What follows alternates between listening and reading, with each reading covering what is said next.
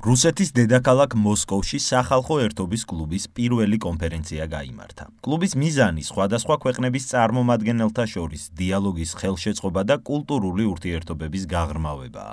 ის აერთიანებს სხვადასხვა ერების წარმომადგენლებს და ხაზს უსვამს განსხვავებული ხალხების და კულტურების ერთობლივი ძალისხმევის როლს საერთაშორისო ველზე ურთიერთპატივისცემის პრინციპებზე დაფუძნებული კავშირების ჩამოყალიბების საქმეში. ღონისძიებას რამდენიმე ათეული ქვეყნიდან ესწრებოდნენ წარმომადგენლები, მათ შორის პარტია სოლიდარობა მშვიდობისთვის. ღონისძიების მნიშვნელობასა და მონაწილეობის აუცილებლობაზე პარტიის თავმჯდომარე მიხეილ ჟღენტი საუბრობს.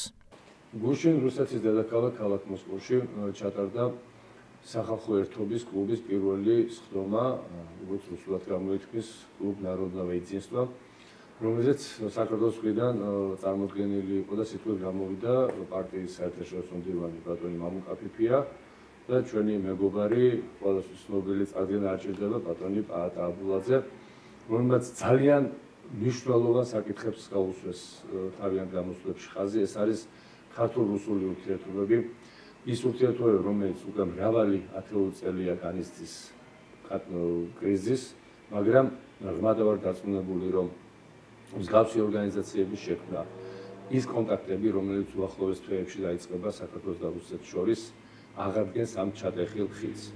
პარტიაში მოლოდინი აქვთ, რომ სახალხო დიპლომატიის დონეზე დაწყებული ინიციატივები მალე გამოიღებს შედეგს და სახელმწიფოთა შორის ოფიციალურ ურთიერთობებში გადაიზრდება.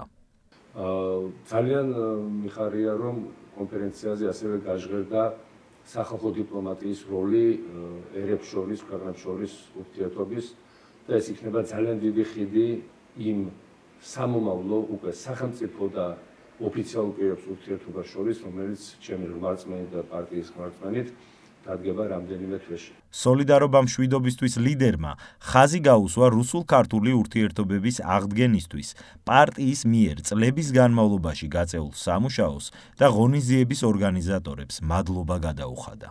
კიდევ ერთხელ მინდა მადლობა გადაუხადო ბატონ პაატას, ბატონ მამუკას იმ საქმიანობისთვის, რომელსაც ისინი აკეთებენ, ასევე ჩვენ პარტიას სოლიდარობა მშვიდობისთვის, რომელიც უკვე მესამე წელია იბრძვის იმისთვის, რომ როგორმე დაალაგდეს ეს ურთიერთობა და ჩვენ გავიდეთ იმ ნიშნულზე, რაც ეკადრება ქართულ-რუსულ ურთიერთობებს, რაც ეკადრება ჩვენ ქვეყნებს და საქართველოში აი 25 წლის შემდეგ დამყარდეს ისეთი მშვიდობა, ესეთი სტაბილურობა, როდესაც ქართველ ადამიანს არ იქნება შიში იმის, რომ ხვალ რა მოხდება.